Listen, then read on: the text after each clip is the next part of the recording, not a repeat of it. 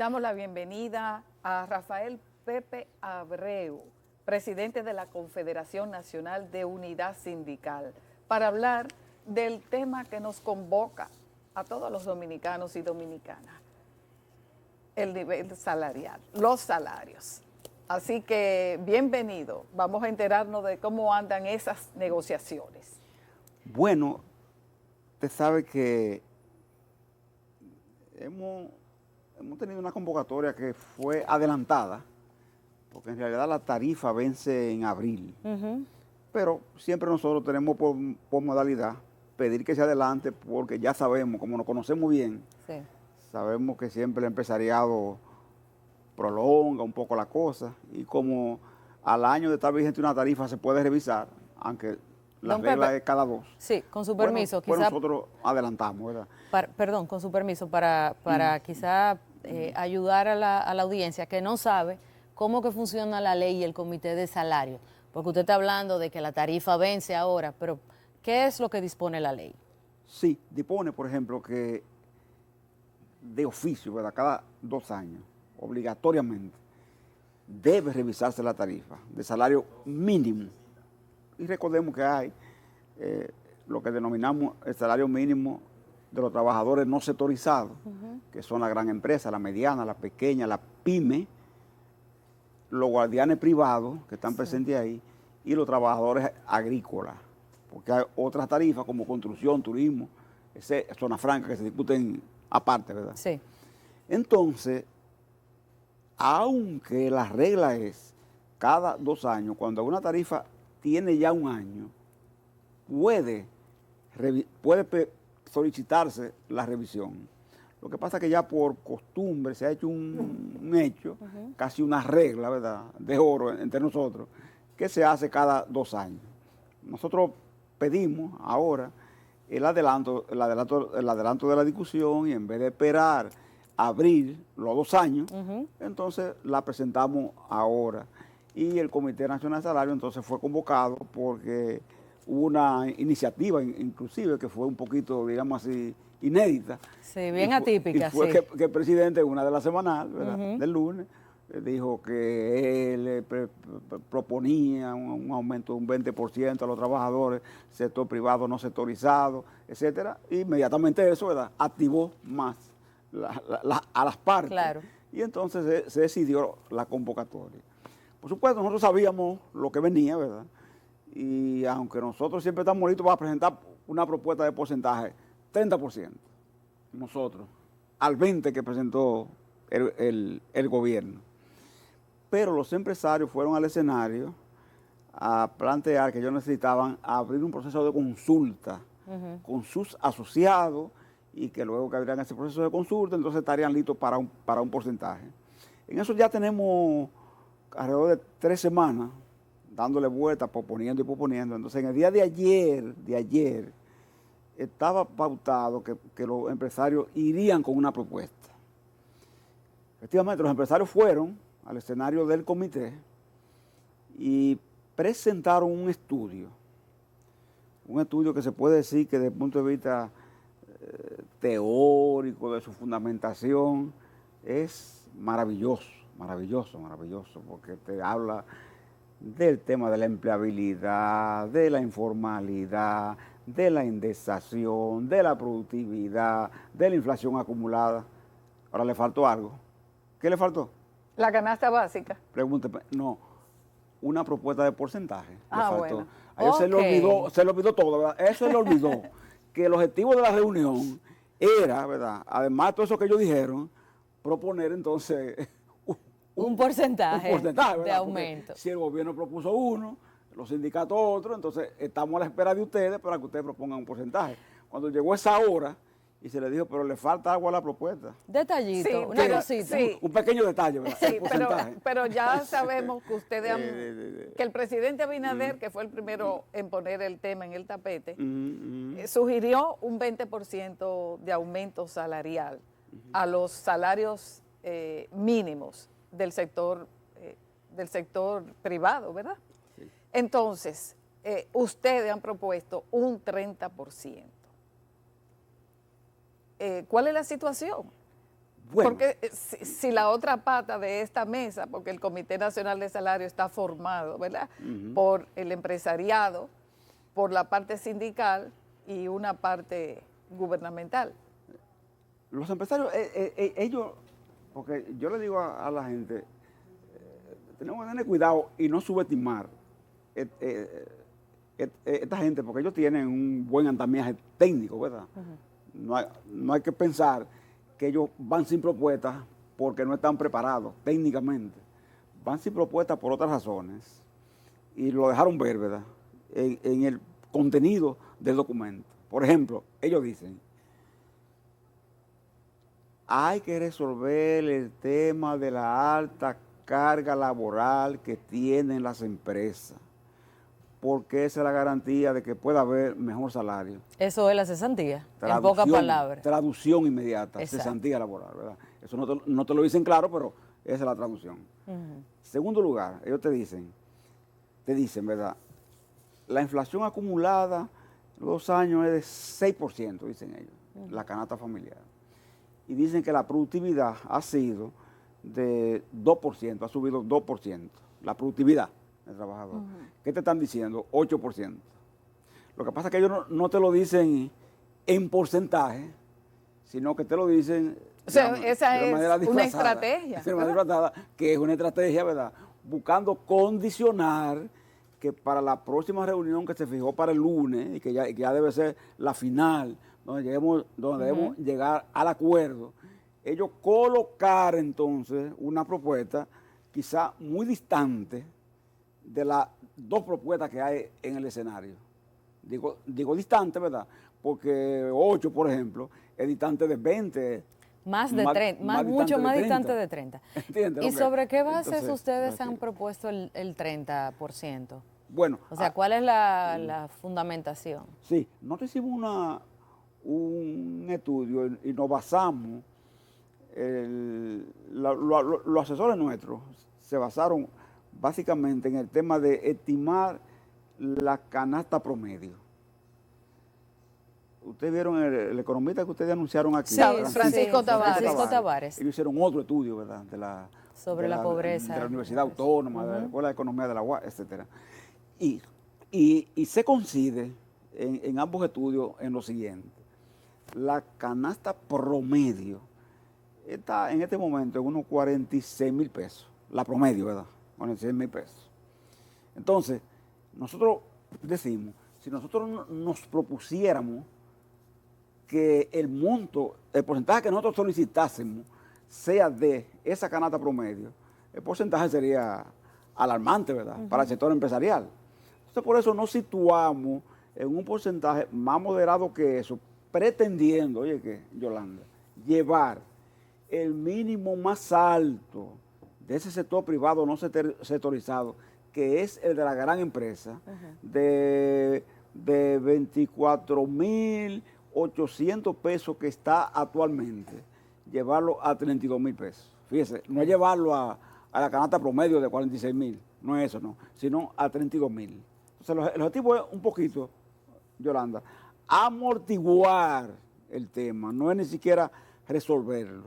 Ese es el sentido de la propuesta nuestra para que pueda ser discutible con ellos. Pero los empresarios no van por ahí. Los empresarios lo que nos dicen es, y en ese estudio lo dejan entrever, es que ustedes están hablando de canasta promedio como si toda la gente fueran iguales. Recuerden que los grupos de consumo se dividen en quintiles. Un quintil significa 20%, ¿verdad? De los 5 quintiles en que se, o sea, hay una en que se ubican, ¿verdad?, los grupos de consumidores. Hay una diferencia entre la metodología, lo que se considera grupos para uno y quintiles para otro. Exactamente. Porque ahí lo que se te dice, mire señor, usted sindicalista, el quintil 1 no come lo mismo que el quintil 5. Ten en cuenta lo siguiente, ¿verdad? Aunque comen los dos, ¿verdad?, pero no comen lo mismo. Entonces usted tiene que asignar su visión a lo que consume esa gente que está en ese quintil 1. Si es carne, ¿verdad? La carne que consume es de este tipo. Si es arroz, es de este tipo, no es como usted quiere, sino como es. ¿Entiende? Entonces, por eso se da esa como dicotomía, ¿verdad? Entre una visión y otra visión. Y por eso se presenta el tema así. ¿Qué esperamos nosotros? Que los empresarios vayan con una posición por lo siguiente. Fíjense en esto. Y es importante en un programa como este decirlo por la gran audiencia. Miren, usted se fije en eso y analiza lo siguiente. Si el gobierno propone 20%, nosotros proponemos 30%. Si de verdad la parte gubernamental está interesada en aumentar el poder adquisitivo de los trabajadores, como fue el anuncio que el presidente planteó, señores, es fácil promediar un porcentaje de aumento que se aleje bastante de las intenciones de los empresarios. ¿Por qué? Porque en el Comité Nacional de Salarios no es como en otro escenario. En el Comité Nacional de Salarios hay una votación que se produce sobre la base de la vocalía que representan a las partes. Entonces, 2 vocales hacen más que uno. Entonces, el vocal empresarial puede, por ejemplo, decidir no proponer nada o proponer un 5, pero si el vocal trabajador y el vocal gubernamental se alían, sencillamente puede salir de ahí una tarifa aprobada con mejor condición para los trabajadores. ¿Qué es lo que esperamos nosotros? Que ojalá se tempere a que pueda ser de conjunto una votación unánime, pero que si no lo es, entonces la parte gubernamental haga justicia y se alíe con los sindicalistas. Y se alíe a la parte sindical, ¿verdad? Porque eso ha ocurrido, Ana Mitila, en diversas ocasiones de diferentes gobiernos y trayectorias, ¿verdad? En un momento ha habido alianza entre la parte gubernamental y la parte empresarial y viceversa también. Sí, don Pepe Abreu, bueno, como usted ha dicho, el empresariado, uno de los escenarios que plantea es el cálculo de la inflación y dice que la inflación ha estado más o menos controlada. Pero todos sabemos lo que está pasando ahora. El dólar ha subido, ha aumentado y la tasa cambiaria actúa como un impuesto general a ricos, a pobres y a los más pobres. Entonces, ese factor está siendo tomado en cuenta. Muchos economistas dirán, bueno, lo que pasa es que eso no se refleja quizás automáticamente, pero esa tasa cambiaria, si sigue como ha estado en los últimos días, pues sí va a impactar al precio de los alimentos y de los servicios básicos. Usted pone exactamente, Ana Mitila, esa última parte es de la más controversial en la discusión. ¿Por qué? Usted pone ahí una canasta ahí al frente, ¿verdad? Y dice, ¿por qué está integrada una canasta familiar? Usted dice, bueno, alimentos, bebidas no alcohólicas, artículos de limpieza del hogar, transporte, higiene personal, transporte, educación. Hasta el pago de los servicios públicos. Medicina. Pagar la luz, como dice la gente. Medicamentos, la sí. luz, los teléfonos ya. Sí. Teléfonos son parte de una canasta. Pero usted dice, de todos esos artículos que están ahí, ¿cuáles son los que más suben? Como buena ama de casa que ustedes son también, fuera de sus grandes capacidades como periodista. Y usted analiza y dice, los artículos que más suben son los alimentos y la bebida no alcohólica. ¿Entiendes? Eso es así, eso se mueve constantemente. Entonces, al medir el tema de la evolución natural de los precios, etcétera, etcétera, etcétera, hay que ver que no todos se mueven en la misma categoría ni al mismo ritmo. Y hay que entender que cuando usted habla de gente de salario mínimo, ¿dónde que emplean la mayoría de ese ingreso mínimo, Ana Mitila? ¿Dónde que lo emplean? Lo emplean en compra de alimentos básicos, medicamentos, lo básico, porque el mínimo salarial no es de que para que una gente piense en que va a pasar unas vacaciones, ni siquiera en Jarabacoa, ¿entiendes? No es eso, ¿verdad? No es para que piense que va a salir a cenar a restaurantes de lujo, ni mucho menos, ni tampoco va a ahorrar. Es un tema de consumo, de subsistencia prácticamente diario, eso es así, es duro decirlo. Entonces, más que la inflación, ustedes observan el IPC, el índice de precio al consumidor. Claro, pues nosotros no vamos por ahí. Los empresarios se van al estándar de inflación y promediando, ¿entiendes? El tema canasta, etcétera, etcétera. Pero los artículos no se mueven al mismo ritmo, las mismas condiciones, ni mucho menos. Y depende mucho del nivel de ingreso, ¿verdad? Porque a nivel de ingreso más bajo, más tendencia existe a ir a consumir, que es lo indispensable, ¿verdad? Lo que te permite subsistir y mantenerte, ¿verdad? Eso es así como familia. Eso es exactamente así. Entonces, por eso nosotros y ellos tenemos en ese aspecto enfoques que pueden ser distintos. Pero esperamos que este lunes, ¿verdad?, la decisión ya se tome, porque ya vuelta suficiente, como que hemos dado muchas, ¿verdad? Y usted no me puede desligar, como querían los empresarios en esa discusión, de que traerme la cesantía ahí. Bueno, ha sido una práctica, históricamente hablando, de la sindical y el Comité Nacional de Salario, tomarse 3, 4 y hasta 5 meses de discusiones. Esas son las expectativas. ¿Y por qué se da esa práctica? Porque hay que dar tanta vuelta a un problema. Sí, o ya se ha convertido como parte de la idiosincrasia empresarial y sindical. Sí, yo digo que sí, porque que tienes razón en esa afirmación, porque se da a veces en las negociaciones particulares, ¿verdad? En las empresas, en los convenios. Eso sucede mucho, que se alarga mucho, es como un pugilato, ¿verdad?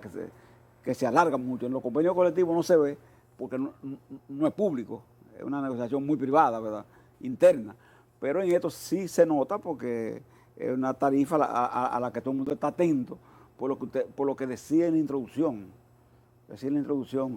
Todo este tema que nos ocupa, porque Yolanda y Ana Mitila, aunque muchas veces uno mismo no tenga ni siquiera conciencia del tema, la verdad es que la tarifa influye muchas veces en lo que las empresas destinan. O sea, que empuja los otros salarios. Hay vocaciones en que empuja, y hay empresas que están pendientes de lo que pasa ahí para hacer su propia política de desarrollo. Pero hay empresas que tienen una grúa que ni 1 milímetro. No. Hay empresas que tienen que así mismo lo mantienen ahí, pero hay otras que se mantienen atentas a eso. Los trabajadores de esa empresa saben que cuando se discute y se resuelve el problema de la tarifa, a ellos algo le llegará también, claro. ¿Tú entiendes? Entonces, por eso hay más gente atenta de la que uno se imagina, ¿verdad?, pendiente a esa discusión. Por eso el regateo que se da muchas veces entre las partes preocupa, ¿verdad? ¿Por qué? Porque además no tiene en la ley retroactividad. Por ejemplo, tú no puedes decir que vamos a aplicarlo con carácter retroactivo a partir del vencimiento de la tarifa. No es así. Es cuando afirma de la tarifa, del acuerdo. No puede... es de cumplimiento inmediato. Se puede aplicar con efectos retroactivos. ¿No entiendes? Exacto. Mire, don Pepe, el otro día estuvo conversando con nosotros, ahí donde usted está sentado, el nuevo ministro de Trabajo, Eddie Olivares, y él mencionaba el interés de impulsar una reforma de la seguridad social. ¿Se han hecho algún tipo de contactos, acercamientos? Nosotros sabemos que hace unos años se trabajó bastante en el seno del CES, del Consejo Económico y Social, y que se dieron algunas reuniones. ¿Ha habido alguna novedad en ese sentido y tienen alguna posición ustedes en relación a esto? En la reunión con nosotros que él hizo, la primera reunión que hizo de contacto con nosotros, ese fue uno de los temas que abordó y dijo que era de los temas como prioritarios que se iba a poner en la agenda, ¿verdad?, del ministerio. El Ministerio de Trabajo es quien preside el sistema de seguridad social. Y la verdad es que desde distintos ángulos, ¿verdad?, se ha solicitado el tema de la necesidad de hacer determinadas reformas, ajustes a esa ley. Ya esa ley tiene 23 años y el acuerdo era que a los 10 años iba a haber una revisión de la ley y nunca se produjo, ¿verdad? Los intereses son distintos. Así, si el código es difícil, ¿verdad? Ha sido difícil, ¿verdad? Sí. El código laboral. La seguridad social no se queda atrás, ¿verdad? Es dura, hay muchos intereses interviniendo de todo tipo y por eso se le ha sacado el cuerpo, por lo general, a adentrarse en el tema de las reformas. Ahí, Yolanda, a propósito de esa pregunta, por ejemplo, en la Cámara de Diputados se llegó hasta aprobar una reforma a la ley y se quedó, ¿sabe dónde? En una comisión bicameral que se formó de senadores y diputados. Y ese proyecto, ese anteproyecto, inclusive caducó sin que inclusive la propia opinión pública se hiciera muy eco de eso. Y llegó a rendir informe esa comisión. Mucho, y llegó hasta rendir un informe. Sin embargo, eso se ha como engavetado. Y bueno, parece que no hay voluntad política. No, y hay presiones de sectores que no quieren que esa ley se discuta. Se sienten cómodos claro, los que se están beneficiando. Claro, no quieren mientras los ciudadanos cada día, los afiliados a la seguridad social cada día gastan más. Eso así. El gasto de bolsillo. Y el objetivo que están buscando es alargar el proceso para que de esa ley no se hable mucho, ahí sí. En Congreso ni el tiempo se nos agota, pero ya finalmente, ¿cuáles son las expectativas? ¿Cuándo es la próxima reunión? ¿Cuándo se va a salir ya de este parto, vamos a decir? De este parto, sí que ha sido tan difícil. El lunes que viene, a las 11 de la mañana será la reunión, que esperamos sea la última y que ahí se vote, ojalá por consenso, si no se puede consenso, 2 sectores, podemos ponernos de acuerdo y sacar de ahí una tarifa. Hay 30, hay 20. Dentro de eso, 2 cosas, digo yo aquí, hay punto medio. Entonces busquemos un punto medio entre los 2 sectores que estamos de acuerdo, si el tercero no quiere. Y salgamos de ahí con una tarifa, para que por lo menos sea un alivio. ¿Esperan ustedes que se adicione el sector gubernamental? En apoyo a los sindicalistas. Eso es lo que esperamos, que sea consecuente, porque como el presidente fue el primero que la propuso, ¿verdad? Y propuso un monto de un 20%, que ya le decía a ustedes, es inédito porque nunca lo había hecho un presidente, bueno, que se sea consecuente con eso y sencillamente busquemos un acuerdo que permita entre 30 y 20, hay otra suma intermedia. Muchísimas gracias a don Pepe Abreu, presidente del Consejo Nacional de la Unidad Sindical, por concedernos esta entrevista. Vamos a continuar dándole seguimiento a esta discusión y nosotros vamos a un boletín con nuestra compañera Ana Paula González.